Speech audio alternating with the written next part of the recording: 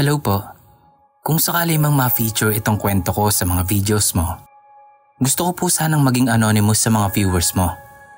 Tawagin niyo na lang akong Nikki.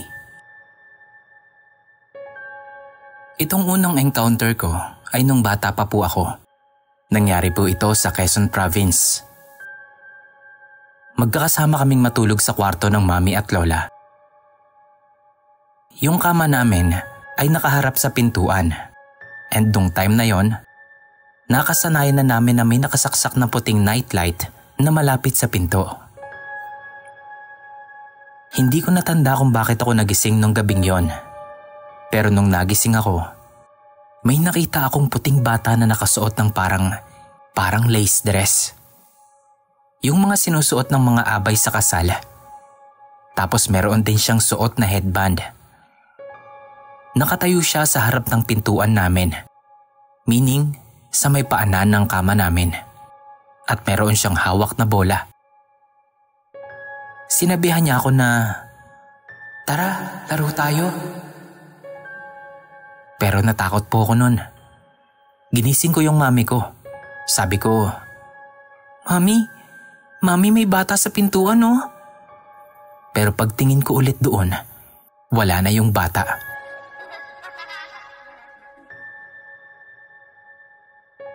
Ang pinakahuling encounter ko sa kanya ay dito na sa kondo ko sa Manila. Mag-isa lang ako noon sa kondo dahil yung pinsan ko ay may ginagawang film para sa course niya. And during that time, half asleep ako. And then may napanaginipan akong anino ng batang lalaki. Ito din yung batang nakita ko noong kadadating ko lang galing States. Nung time po na yon, natulog ako sa salas dahil na rin sa sobrang pagod ko sa flight. Then nagising po ako noon ng saglit. Tapos may nakita akong anino ng batang lalaki. Hindi ko masyadong pinagtuunan ng pansin yun nung una since sobrang antok na nga at pagod ako nung time na yon. Sa panaginip ko po noon, yung setting ay nasa Facebook and may chinat daw sa akin yung bata. Pero hindi ko maalala kung ano yung sinabi niya. Nang biglang may maramdaman ako na parang may sumusubok umakyat sa kama. Yung pwesto ko po kasi noon ay nasa may right side ng kama, malapit na sa dulo. Tapos yung pakiramdam ko noon na may umaakyat sa kama ay yung parabang maliit na bata at nahihirapang umakyat. Yung tipong nalubog talaga yung diin niya sa kama. Then nung naramdaman ko nang nakaakyat na siya, naramdaman kong may humakbang sa pagitan ng legs ko, papunta sa kaliwang side ko. Ramdam na ramdam ko yung paglubog ng paa doon sa kama. Doon sa may paanan ng kama, nakita ko yung anino ng batang lalaki. Tumayo lang siya doon, na parabang tinititigan lang ako. Sobrang takot na ako nung time na yon. At pinagpapawisan na ako ng malamig. Kasi nga po, solo lang ako sa kondo nung time na yon. Sinubukan kong gumising. Mabuti na lang din at nagising din agad ako. Pero pagkatapos nun, nahirapan na talaga akong gumawa ng tulog.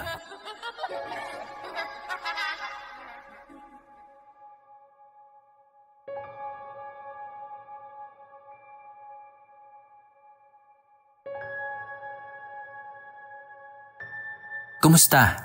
Ako po si Carl. Matagal na akong fan ninyo. Weird lang kasi ginagawa kong pampatulog yung mga uploads nyo sa Spotify. Gusto ko din pong ma-experience na ma-narrate nyo ang kwentong hindi ko kailanman malilimutan. At sana mapakinggan ko rin ito habang patulog na ako. Nangyari ito taong 2004, noong first year college pa ako. Kumuha ako ng kursong flying sa isang aviation school sa Parañaque. At every quarter, meron kaming required na oras na kailangang kumpletuhin sa pagtataksi o pagpapalipad ng eroplano sa runway sa isang isla sa Luzon. Nagstay kami doon for 3 days sa compound na pagmamay-ari ng school namin. Sa isang room ay merong 3 double deck. Malaki ang kwarto, pero gloomy yung dating. Sa isang double deck, ay ang tropa kong si Puti ang nakapwesto sa baba at ako naman sa itaas. Sa pangalawang gabi namin doon, maaga kaming nakatulog kasi napagod kaming lahat sa maghapong activities.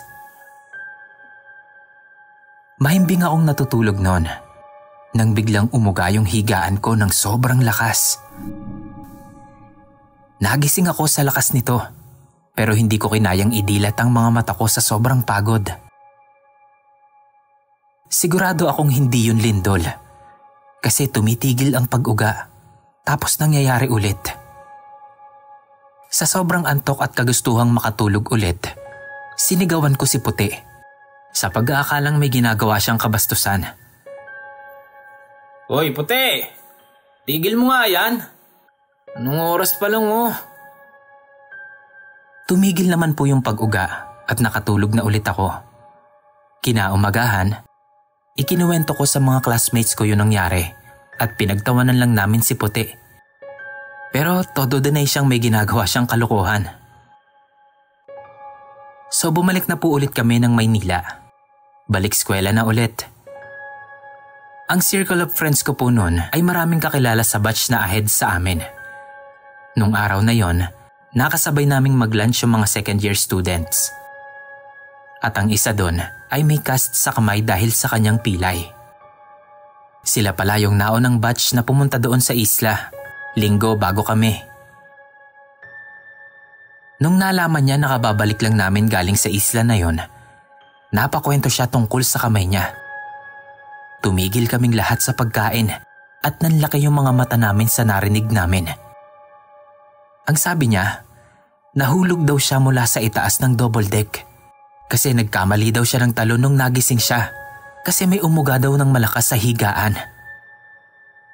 Pagdilat daw ng mata niya, may nakita siyang isang batang babae na nakangiti habang nakatitig sa kanya ng masama.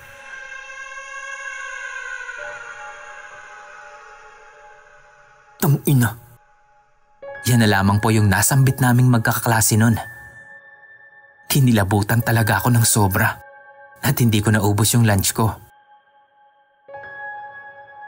Ngayon, sa tuwing babalik po kami sa isla na yon, palagi na po akong nagdarasal na sana matahimik na yung kaluluwa ng batang nagpapakita. Hanggang dito na lang po, Boss Kira. Maraming salamat. God bless and more power po sa inyo.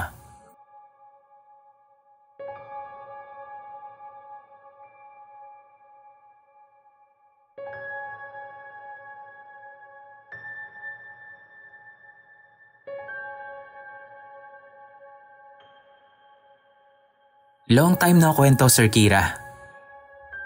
Tagal na po nung huli kong nag-send ng kwento sa inyo. May gusto lang po akong ibahagi na kasama nung dati kong kwento. Kung naaalala niyo pa po yung kwento kong Mama May Mumu. Halos same day at age po nung mangyari itong nakalimutan kong parte ng kwento. Hindi po lingid sa kaalaman ni Mama na nakakakita ako ng multo. Isa na nga po sa nangyari ay yung may kalaro akong bata. Pero bago po yun, nung araw din na yon, may isa pa pala akong nakita sa bahay na pinagtatrabahuhan niya. Around 12 PM pa lang po siguro nun. Iniwan ako ni Mama at ng kapatid niya dahil bibili sila ng uulamin namin. Wala akong kasama nun kaya naman sinabi nila sa akin na hintayin ko lang daw sila sa labas. Naghintay ako sa gate mismo. Nakaupo ako noon at tumitingin sa mga dumadaan. Sa pagkakatanda ko, maghahapon na noon ay wala pa sila. Hanggang sa nakatulog ako. Naalimpungatan ako nung marinig ko yung boses ni Mama.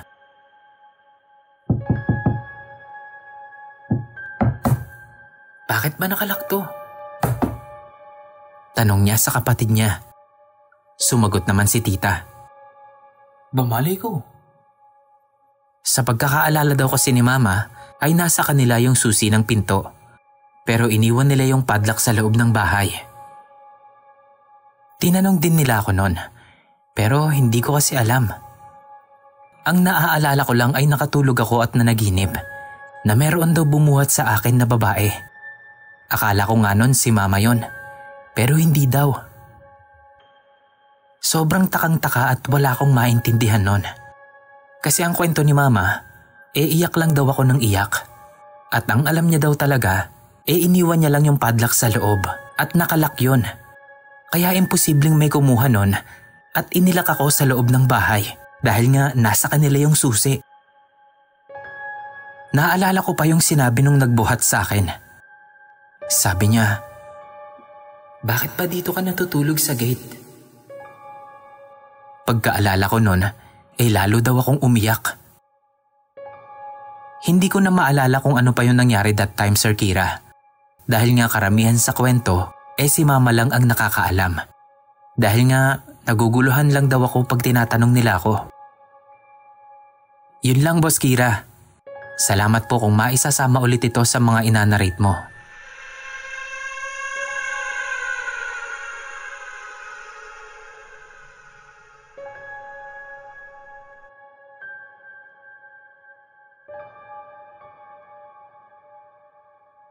Hi Sir Kira, I'm Jolay from Masbate and bago nyo lang po akong subscriber. Gusto ko lang i-share yung experience ko dito sa bahay namin. Sana po mapansin nyo ito.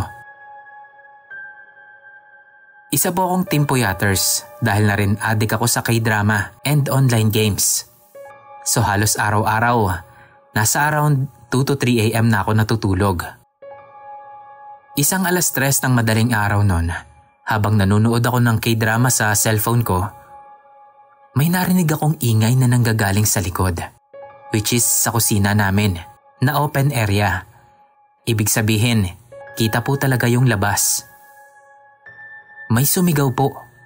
Yung sigaw niya nanggagaling sa taas. Na parang bilog yung boses. Yun bang parang mahinang sigaw lang?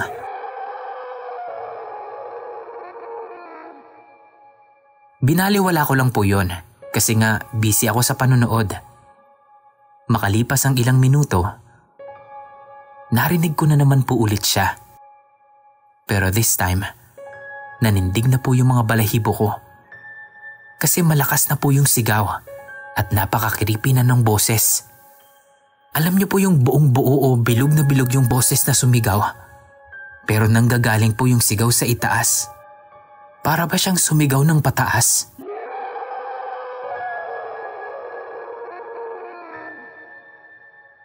Yung likod po kasi namin ay may malaking puno ng sampalok na hindi po namin alam kung ilang taon nang nakatayo roon. Pero alam ko po na matanda na yon dahil na rin sa itsura nito. Kinaumagahan po nun, sinabi ko yon kila mama. Nagulat po sila sa sinabi ko. Kasi nadidinig din daw po nila yon kapag nagigising sila ng madaling araw at nagwawalis sa may likuran. Sabi po ni mama, baka daw po kapre yun dahil na rin nga sa malaking boses nito.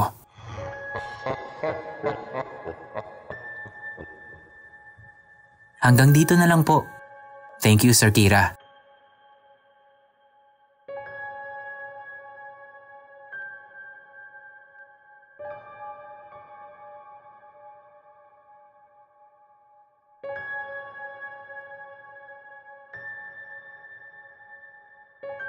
Hello, Sir Kira. May gusto din akong i-share. Ang kaso po, Bisaya ako. Kayo na po sanang bahalang mag-translate nito. Grabe ang nangyari sa akin sa UC Main, sa CR ng babae sa 3rd floor. 7 to 8 AM ang schedule ko sa umaga every Thursday. So nung matapos ang klase ko nung 8 AM, dumiretso na lang muna ako sa library para hintayin yung next subject ko sa hapon. Ganon palagi ang ginagawa ko every Thursday. Hindi na ako umuuwi kasi masyadong mahal ang pamasahe. Normal na araw lang sana yon hanggang sa mangyari nga ito. Around 8:40 AM, umakyat ako sa 3rd floor. Pagdating doon, wala pa ding tao at solo ko ang lugar. Kung taga-UC Maine at babae ka, alam mo kung gaano kahaba palagi ang pila sa CR. Pero nung time na yon, walang pila. Pero may tao kasi nakasalubong ko pa pagpasok ko sa CR. So diretso ako sa unang cubicle at sinimulan na ang business ko doon. Habang nasa loob, naramdaman ko na may pumasok sa kabilang cubicle. So in-expect ko na estudyante lang din yon. Pagkalabas ko, humarap muna ako sa salamin at nag-ayos ng sarili. Nang biglang sumigaw yung estudyante sa kabilang cubicle na parang nagrarant. So inisip ko, baka may problema. Hinayaan ko na lang siya at nagpatuloy na sa ginagawa ko. Saglit na tumahimik sa loob. Tapos maya-maya, bigla nang umiyak yung nasa cubicle. Ayoko na. Mabuti pang mamatay na lang. Dinig kong sabi niya. Malinaw kong narinig yun. Nagsimula na akong kabahan at mag-alala sa kanya. Kaya naman ang ginawa ko, kumatok ako sa cubicle na kinaroroonan niya. Miss, okay ka lang? Sabi ko sa kanya. Wala na akong pake nun kung isipin niya pang feeling close ako. Basta ang pakiramdam ko kasi nun, ang bigat-bigat nung dinadala niya dahil na rin sa pag-iyak niya. Kinatok ko ulit yung cubicle. Miss? Biglang tumahimik. Parang nahiya siguro siya o ano. Miss, okay ka lang? Sabi ko ulit. Pero hindi siya sumagot. Miss, si Ryan. Nagulat ako noon nang biglang may nagsalita sa likuran ko. Napalingon ako sa kanya. Seryoso siya sa sinabi niya. Feeling ko tuloy, nagmukha akong tanga. Ano pala yung narinig ko kanina? Imposible namang galing sa ibang cubicle yon dahil lahat ay bakante. Maliban lang sa kinatatayuan ko. Sira? May tao sa loob umiiyak. Sabi ko sa babae. Ha? Paano? Inilak yan kasi nga sira. Grabe yung kabog ng dibdib ko nung mga sandaling yon. Alam ko nalapitin ako ng mga hindi buhay na nilalang dahil may third eye ako. Pero yung time na yon, hindi ko nakilala yung kausap ko. Kung tao nga ba o nagpapanggap lang na tao. Magsi-CR ka ba? Madaming bakante Sabi sa akin ng babae. Hindi. Ikaw na lang. Sagot ko na lang. Kasi parang lutang pa ako nun. Hindi ko alam ang magiging reaksyon ko. Sige, susunod na lang ako sa'yo. Biglang sabi niya sa akin. Ay, madami nga palang bakante. Natatawa-tawa niya pang pahabol. Pagkatapos nun, dali-dali na akong lumabas ng CR. Kahit sobrang init sa loob, sobrang nanlalamig pa rin yung katawan ko. Pagkalabas ko nga ng CR, may pumasok naman na 4 na estudyante. Na sure akong criminology student. Base na rin sa uniform nila. Ay salamat, walang tao. Dinig kong sabi nung isang estudyante. Napatigil ako noon sa labas ng pinto ng CR at lumingon sa kanila. Yung dalawa nakaharap sa malaking salamin na malapit sa entrance. Sobrang blanko yung utak ko noon. Hindi ko alam pero bumalik ako sa loob ng CR at tinignan isa-isa yung mga cubicle. Nakalak yung 3, kasama yung sira daw. Bigla akong napaisip nun. Kasi 4 silang magkakasama. Yung 2 nasa cubicle. Tapos yung 2 nagsasalamin. Nasaan yung babaeng kausap ko kanina? Hindi pa siya lumalabas. Mabilis akong napatanong dun sa 2 krim na walang pasintabi dahil na rin sa sobrang kaba ko nun. Nakita niyo yung babaeng nag-CR kanina dito? Ha? Wala namang tao kanina dito pagpasok namin, miss. Parang tatalon palabas yung puso ko noon dahil sa lakas ng tibok nito. Nagtindigan talaga lahat ng balahibo ko sa katawan sa sobrang takot. Yawa, sino pala yung kausap ko kanina? Huwag mong sabihing hindi pala tao yun.